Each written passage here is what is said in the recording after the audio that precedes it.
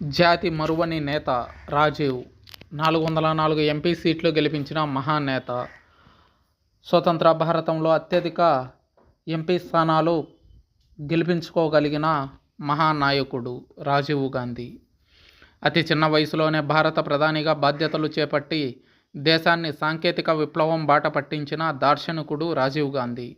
అనుకోని పరిస్థితుల్లో అయిష్టంగానే దేశ ప్రధాని బాధ్యతలు స్వీకరించాల్సిన పరిస్థితి ఉత్పన్నమైంది రాజీవ్ గాంధీ జీవితంలో. కొంతకాలమే ప్రధానిగా సేవలందించిన ఆ సమయంలో ఆయన తీసుకున్న నిర్ణయాలు జాతిని కొత్త మలుపు తిప్పగలిగాయి.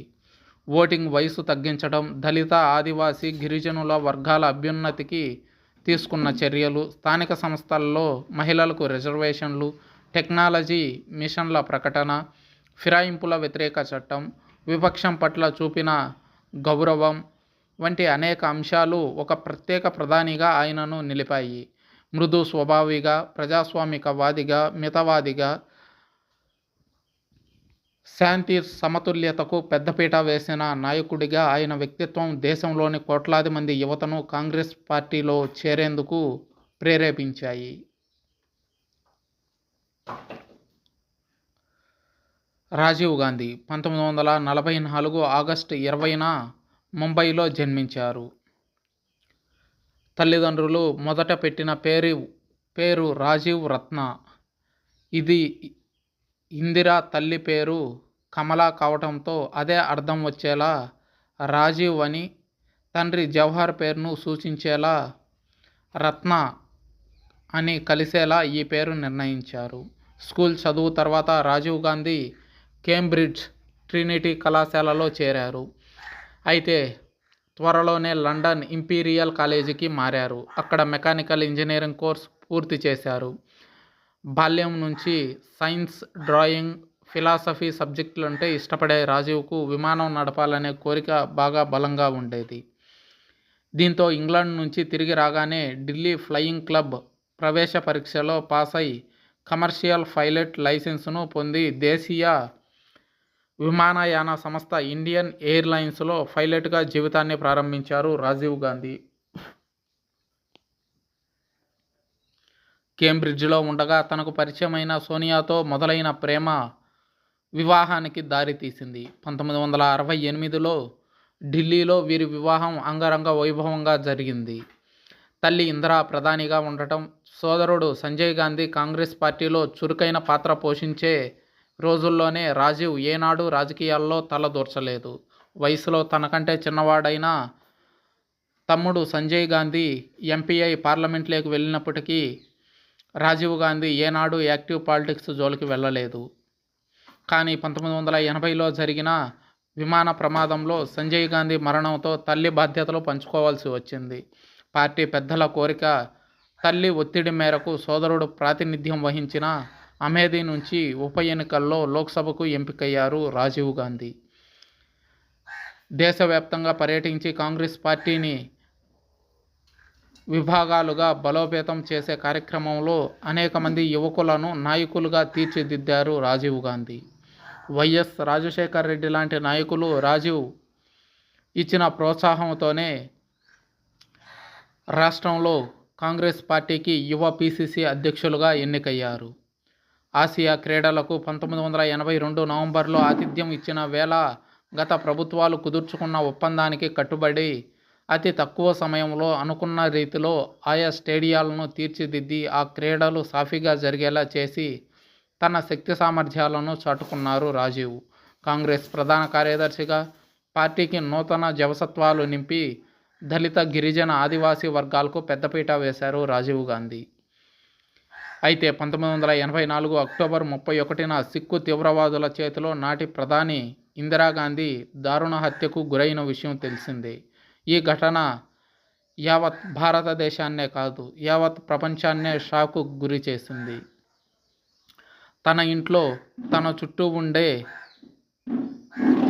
చుట్టూ తనకు పహారా కాచే సైనికులే తనను చంపడం అనేది ప్రపంచ దేశాల్లోని ప్రజాస్వామ్య దేశాలు ఏవి జీర్ణించుకోలేకపోయాయి.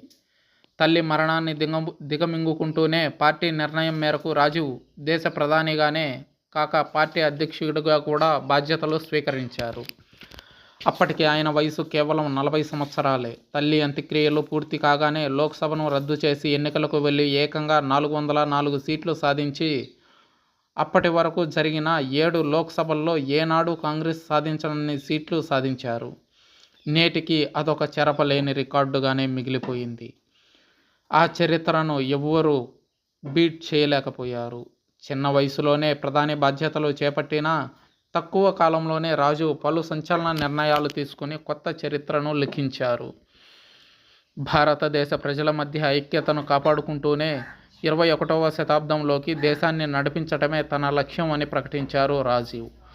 విదేశాల నుంచి తన మిత్రుడైన టెలికాం ఇంజనీర్ శ్యామ్ పిట్రోడాను భారత్ రప్పించి తన సలహాదారుగా నియమించి టెలికమ్యూనికేషన్స్, నీరు, అక్షరాస్యత, రోగనిరోధకత, పాడి, చమురు, విత్తనాలకు సంబంధించిన 6 టెక్నాలజీ మిషన్లకు ఆ రోజుల్లోనే రూపకల్పన చేయించి ఆ రంగాలను సమూలంగా ప్రక్షాళన చేసి నిర్దిష్ట కాల వ్యవధిలో సాధించాల్సిన లక్ష్యాలను నిర్దేశించారు రాజీవ్. రాజీవ్ గాంధీ చొరవతో centre for development of telematics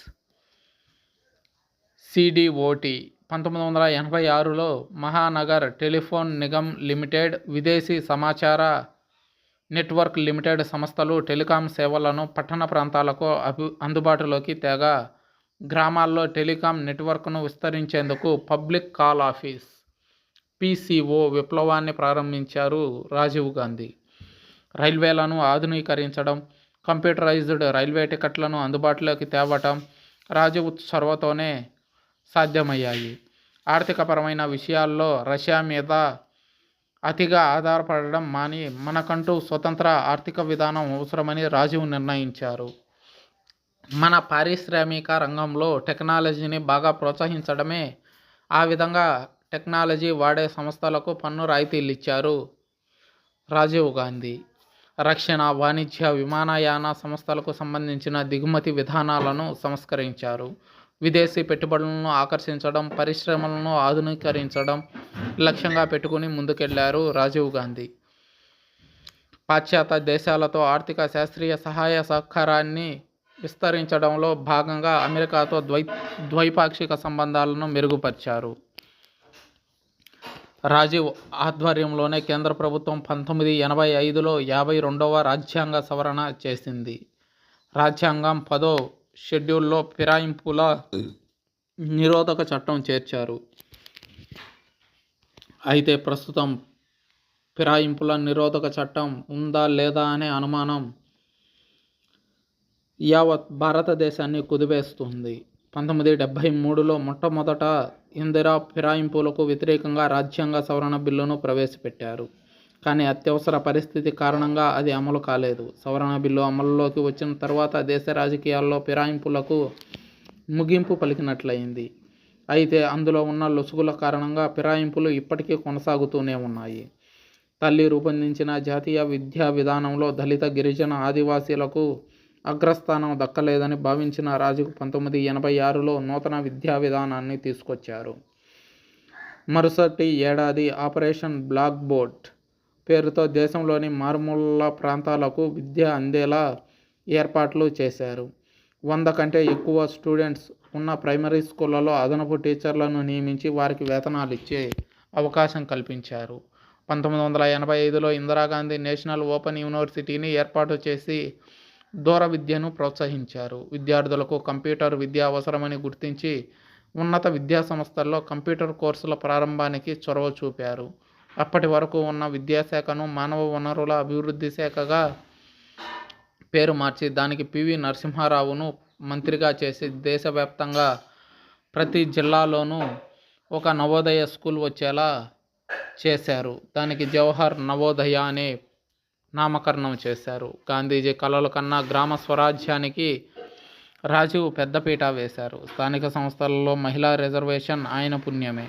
రాజ్యాంగానికి 73, 74వ రాజ్యాంగ సవరణలు చేసి స్థానిక సంస్థల బలోపేతం చేసిన వాటిలో మహిళా రిజర్వేషన్లు ప్రవేశపెట్టిన అది రాజీవ్ చొరవ ఫలితమే.